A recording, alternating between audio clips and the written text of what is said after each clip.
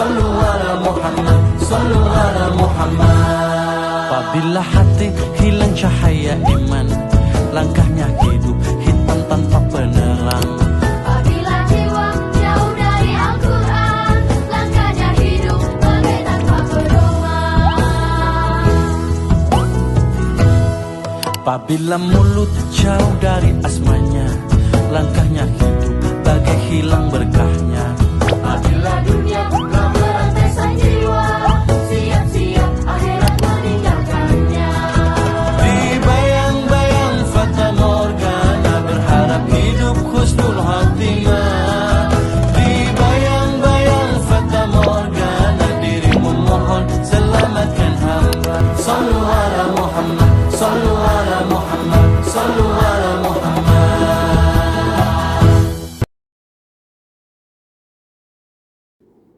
Assalamualaikum warahmatullahi wabarakatuh. Alhamdulillahi rabbil alamin, wa bihi nasta'in wa ala umuri dunya waddin, wa salatu wassalamu ala asrafil anbiya wal mursalin sayyidina Muhammadin wa ala alihi washabbihi ajmain, amma ba'du. Puji syukur marilah kita haturkan kepada Allah Subhanahu wa taala, yang mana berkat rahmatnya lah kita masih bisa berjumpa lagi dengan bulan Ramadan, bulan yang penuh dengan keberkahan.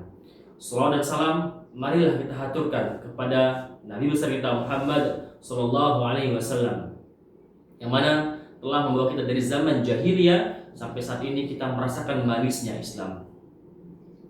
Alhamdulillah, tak terasa kita telah berjumpa kembali dengan bulan suci Ramadan, yang mana setiap kebaikan yang kita lakukan akan berlipat ganda, akan Allah lipat gandakan pahalanya. Oleh karena itu, janganlah kita lalai untuk beramal di bulan suci Ramadan. Kita manfaatkan sebaik-baiknya supaya kita menjadi muslim yang bertakwa.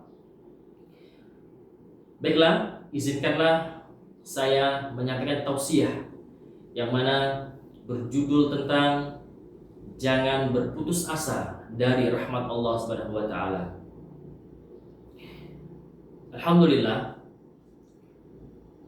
tak terasa kita hidup di dunia ini pasti akan merasakan yang namanya bahagia, suka dan duka. Karena sejatinya manusia akan hidup bahagia dan pasti diuji Allah Subhanahu wa taala.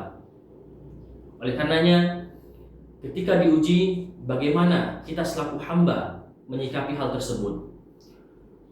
Kadang kita benci, tidak suka dengan ujian yang Allah berikan. Tapi yakinlah bahwasannya Allah Ta'ala berfirman, La yukallifullahu nafsan illa wus'aha. Allah tidak akan menguji seorang hamba di luar batas mampunya. Artinya, ketika Allah menguji kita, Allah tahu bahwasanya kita mampu untuk menghadapinya. Tetapi jangan sampai kita mencela Allah, itu tidak boleh. Itu merupakan suatu perbuatan yang sangat dilarang oleh Allah Subhanahu wa taala. Jikalau kita menerima ujian dengan lapang dada dan bersabar, maka dengan kesabaran tersebut Allah akan limpahkan pahalanya. Oleh karenanya, jangan sampai kita mencela, mencaci ataupun mengumpat ketika Allah uji dengan ujian yang sangat berat. Allah Ta'ala berfirman di dalam surah Az-Zumar ayat 53, yaitu yang berbunyi, A'udzu billahi minasyaitonir rajim, Bismillahirrahmanirrahim. Qul ya ibadilladzi asrafu ala anfusihim la taqnatu min rahmatillah. Innallaha yaghfirudz dzunuba jami'a. Innahu huwal ghafurur rahim.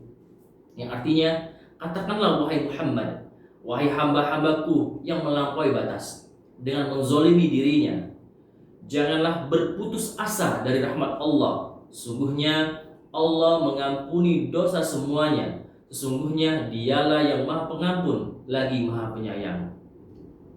Artinya, Allah di sini memberikan,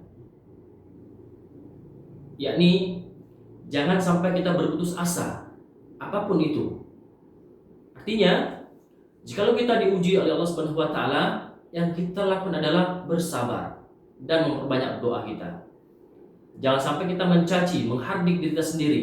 Bahkan yang lebih parah, ketika kita dirundung masalah, kita sampai-sampai ingin mengakhiri hidup kita atau bunuh diri. Inna'udzubillahi min dzalik. Kemudian Allah Ta'ala berfirman juga dalam surah Yusuf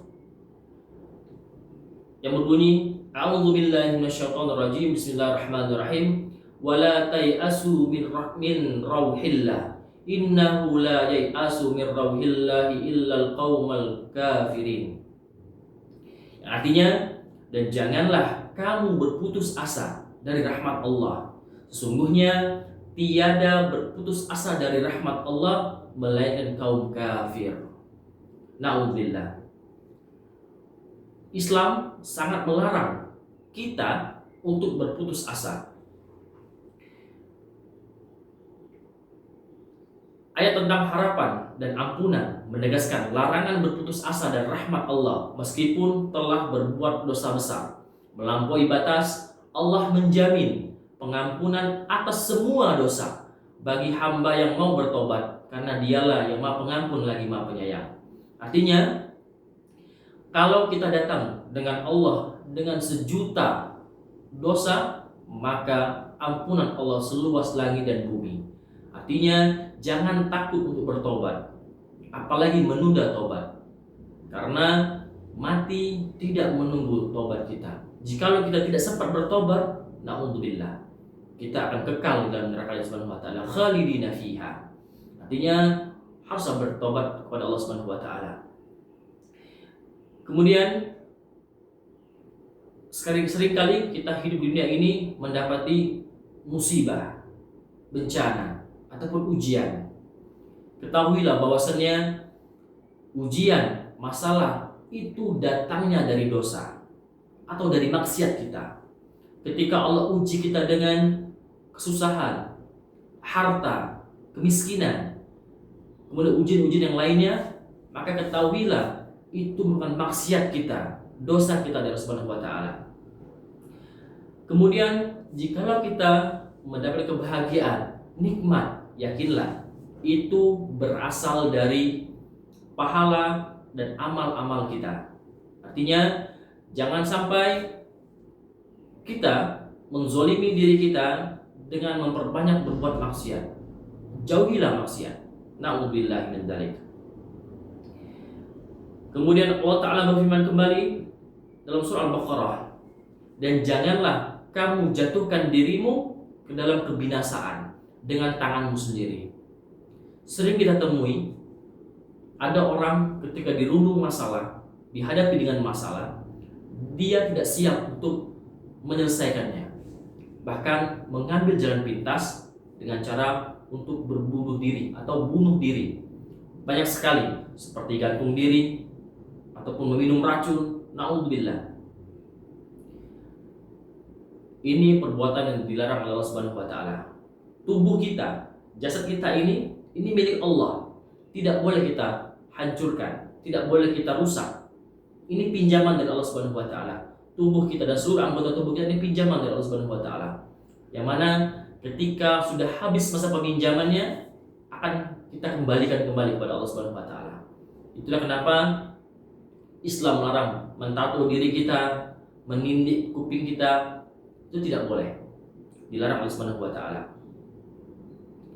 Kemudian kalau kita berdoa kepada Allah Subhanahu wa taala tidak kunjung dikabulkan Allah Subhanahu wa taala, yakinlah ada beberapa hal yang harus kita pahami. Tidak semua doa yang kita panjatkan itu akan dikabulkan. Tetapi Allah menginginkan kita untuk istiqamah dalam berdoa. Jangan kita berdoa satu kali langsung mengharapkan balasan dari Allah, ingin dijawab oleh Allah Subhanahu wa taala. Tidak seperti itu. Artinya kita berdoa berulang kali, terus berdoa, istiqamah dalam berdoa. Jangan pernah lelah untuk berdoa. Apalagi berputus asa kepada Allah Subhanahu wa taala. Ada orang berdoa siang dan malam, tetapi tidak kunjung dikabulkan. Kita lihat kembali. apakah dia telah meninggalkan maksiat Allah Subhanahu wa taala ataukah dia masih melakukan maksiat, masih melakukan dosa dan berharap Allah ingin mengabulkan doanya? Tidak. Na'udzubillah. Ya. Artinya kalau kita ingin dikabulkan Allah Subhanahu wa taala doa kita, maka kerjakan amal soleh. Ada juga orang beranggapan sholat tidak membuat kita kaya. Ini pendapat yang salah atau pemahaman yang salah. Memang betul, sholat tidak menjamin kita kaya, tidak membuat kita kaya. Tetapi dengan sholat Allah akan bukakan rezeki kita seluas-luasnya. Oleh karena itu jangan tinggalkan sholat. Kata Allah Subhanahu wa taala dalam surah Al-Baqarah ayat 186 yang berbunyi, Bismillahirrahmanirrahim. Wa idza sa'alaka 'ibadi anni fa inni qarib ujibu da'watad da'i idza da'an falyastajibu li wal yu'minu bi la'allahum yarshudun. Yang artinya, dan apabila hamba-hambaku bertanya kepadamu Muhammad tentang aku, maka sesungguhnya aku dekat.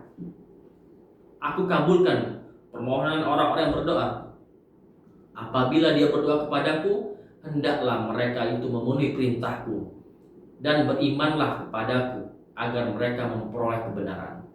Di sini Allah menjelaskan bahwasanya jikalau kita ingin memperoleh doa-doa kita, ingin dikabulkan doa-doa kita, maka kata Allah, kerjakan perintahku.